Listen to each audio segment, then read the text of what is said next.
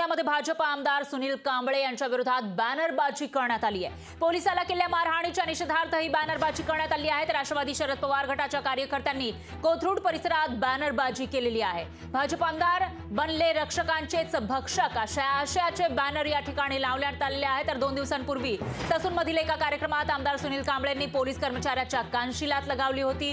त्या विरोधात राष्ट्रवादी शरद पवार गट आक्रमक झाला आहे आणि बॅनरबाजी करण्यात आली आहे। तर या बॅनरवर नेमकं काय काय लिहिलेलं आहे आपण बघू शकता लोकशाही मराठीच्या कॅमेऱ्याच्या माध्यमातून। आणि त्या दिवशीचा तो व्हिडिओ सुद्धा ज्या वेळेला आमदार कांबळे हे पोलिसाच्या कानाखाली कानशिलात लगावताना दिसून येत आहेत आणि त्यानंतर आता राष्ट्रवादी शरद पवार गटाचे कार्यकर्ते आक्रमक झाले आहेत। आणि याविषयी अधिक माहितीसाठी आपले प्रतिनिधी अमोल धर्माधिकारी आपल्यासोबत फोन लाईनवर जोडले गेले आहेत। अमोल, काय सांगाल? आमदार कांबळेंनी एका पोलिसाच्या कानशिलात लगावलेली होती आणि त्याचा आता निषेध होताना दिसतोय, काय अपडेट्स आहेत याविषयी? सुनील कांबळे यांच्या विरोधात राष्ट्रवादी शरद पवार गट आक्रमक झालेला आहे। काल सुद्धा शरद पवार गटाकडून आंदोलन करण्यात आलं होतं आणि याच दरम्यान आता कोथरूड विभागामध्ये अशा पद्धतीने बॅनरबाजी करण्यात आलेली आहे आणि खास करून भाजप आमदारच हे पोलिसांचे भक्षक बनलेले आहेत। पोलिसांना ज्या पद्धतीने सुनील कांबळे यांनी कानशिलात लगावलेली होती आणि उपरोधिक टीका आहे ती राष्ट्रवादीच्या माध्यमातून सुनील कांबळे आणि भाजपवर करण्यात आलेली आहे। कोथरूड शहरामध्ये विविध ठिकाणी अशा पद्धतीने बॅनर्स लावून सुनील कांबळे आणि भाजपचा निषेध राष्ट्रवादी शरद पवार गटाकडून करण्यात आलेला आहे।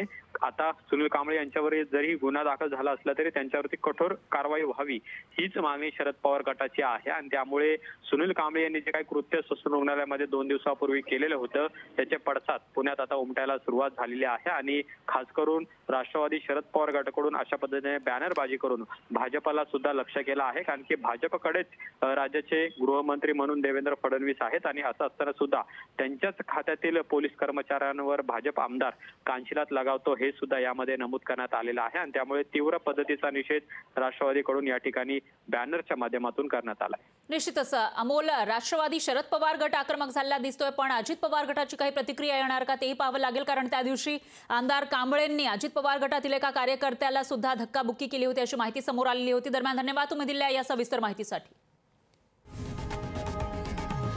लोकशाही मराठी ऐका, पहा, जागरूक रहा।